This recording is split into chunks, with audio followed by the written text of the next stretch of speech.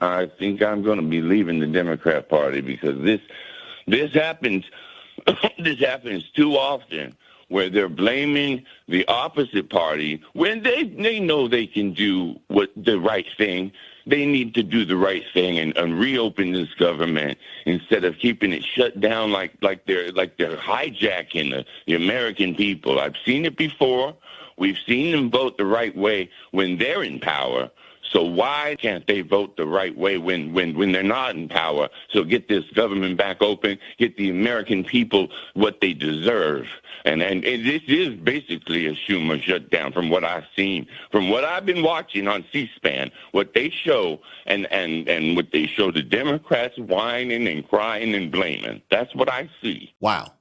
That's a Democrat saying, hey, I am done with these Democrats and the shenanigans. He's done. And there's a lot of people that feel that way. They know what time it is. We went down the list. Matter of fact, I want you guys I just got to reiterate this. I got to share this video of Mike Johnson telling you why the Democrats are holding the American people hostage right now. Check this out. And they would send $500 million to liberal news outlets by refunding the Corporation for Public Broadcasting. It would also restore up to $5 billion of American taxpayer funds for wasteful spending for international projects. Here's a couple of examples. This is in their legislation, their counterproposal on the CR to keep the lights open. This is what they want to do. They want to spend $24.6 million of your hard-earned dollars as a taxpayer for climate resilience in Honduras. They want to spend $13.4 million for civic engagement in Zimbabwe. They want to send $3.9 million for LGBTQI plus democracy grants in the Western Balkans. They want to spend $2.9 million of your dollars for desert locust risk reduction in the Horn of Africa. And $2 million for, quote, organizing for feminist democratic principles in Africa. We are not doing that. And there you have it. You hear this foolishness?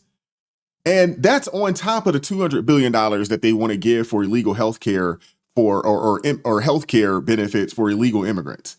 And there's a few others as well. An additional $1.5 trillion. These people are trying to recoup that USAID money that they had been laundering for decades.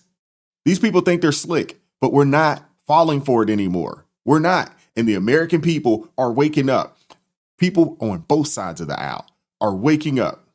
Even Fetterman is calling it out. Check this out. That's why shutting the government is really what the Democratic Party wants to do. And I follow country, then party. And it's the wrong thing for the country in a period of chaos. I refuse to vote to shut our government down. I absolutely would love to have...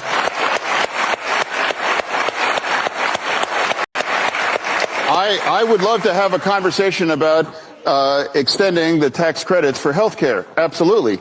But I would remind everybody, too, this was designed by the Democratic Party to expire at the end of the year.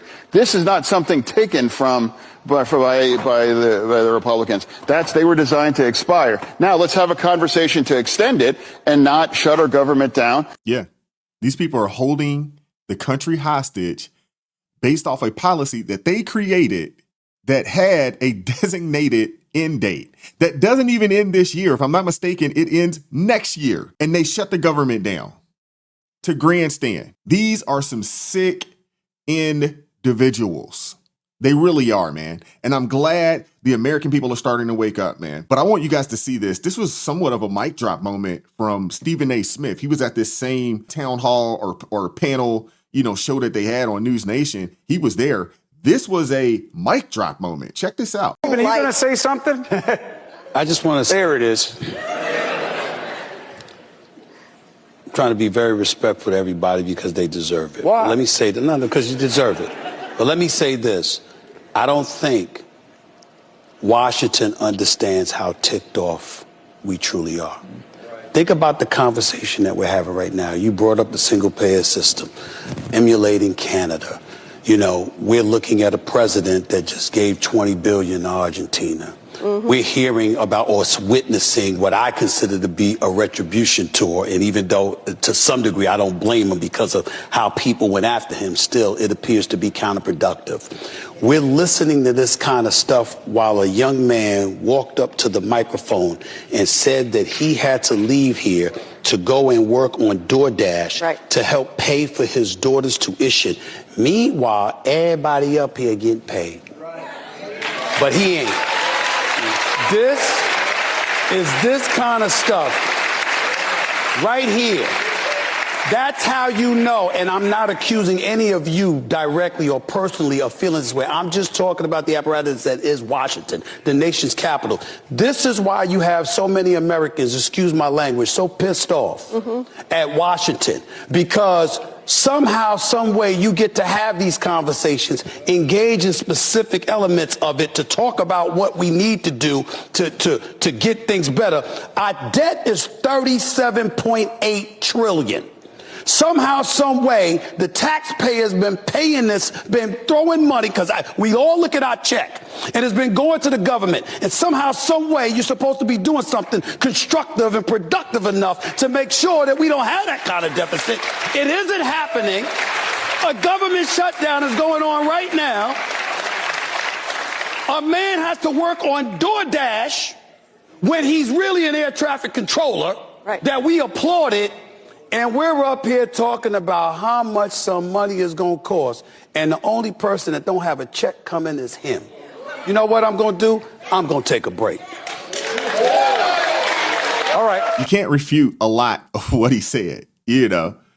And if you noticed, the smiles on the Congress folks, the smiles dissipated very quickly when he got going because he hit him. And that's the truth. Now, I don't think that the $20 billion that's going to Argentina is actually coming from taxpayers, but that's neither here nor there.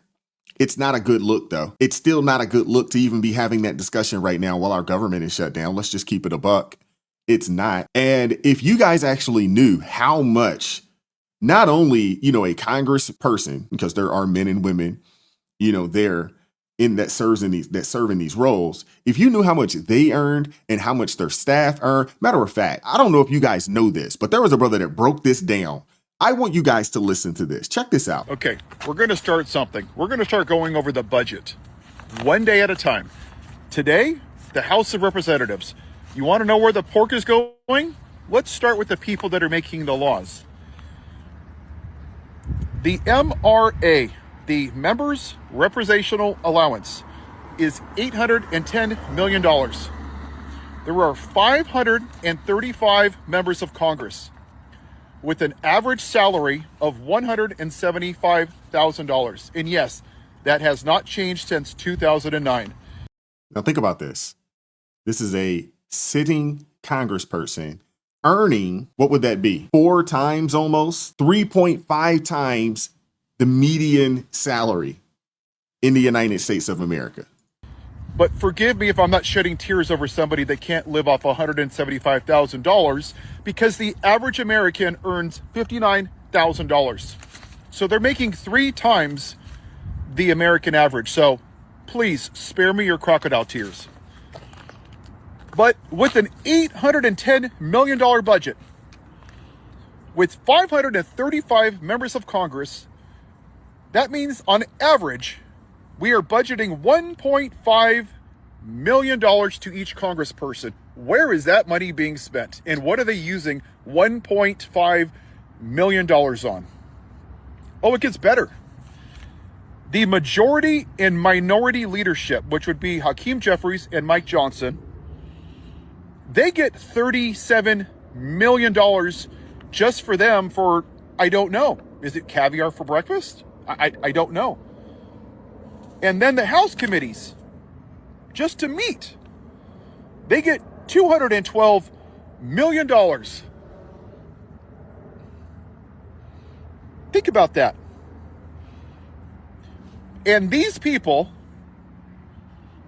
are wanting to give themselves all of them, Republicans and Democrats, a $70,000 raise, which is 35 or 40%-ish. Think about this. Going back to what I said, the average American earns $59,000 a year. I actually think that number is a lot lower, but that may be right.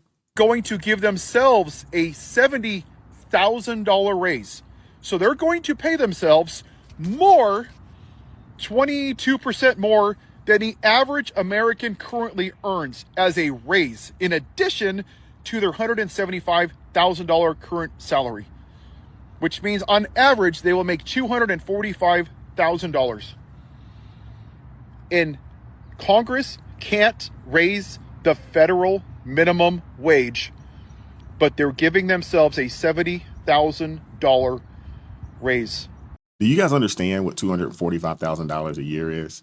That is a little more than $20,000 a month. $20,000 a month. If you get paid the 1st and 15th, that's $10,000 every time you get paid. Think about that. To themselves. Well, that must be nice.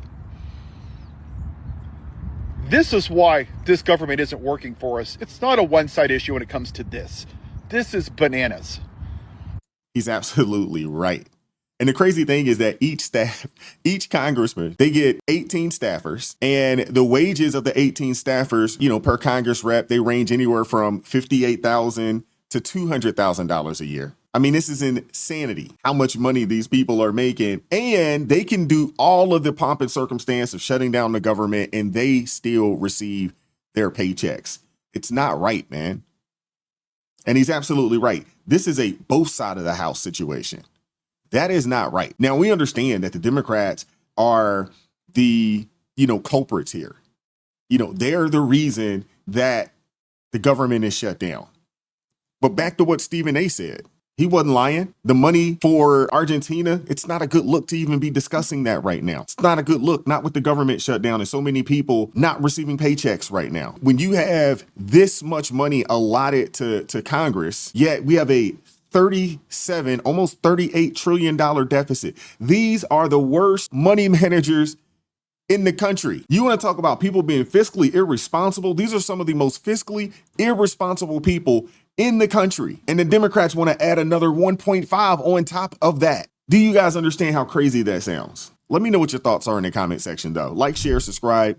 Turn the notifications on to all so you never miss an upload. Consider joining the ARP family, or you can buy your brother a coffee. That link's in the description box below. I appreciate the support, the love. I appreciate you guys rocking with me. Join us tomorrow, 9:30 a.m. Eastern Standard Time, or just Monday through Friday in general, 9:30 a.m. Eastern Standard Time for ARP in the morning. I appreciate the love, man. I appreciate the support. Keep God first. Stay prayed up. We'll catch up with you all next time. Peace. We won't stop. I won't quit. Stand for the truth.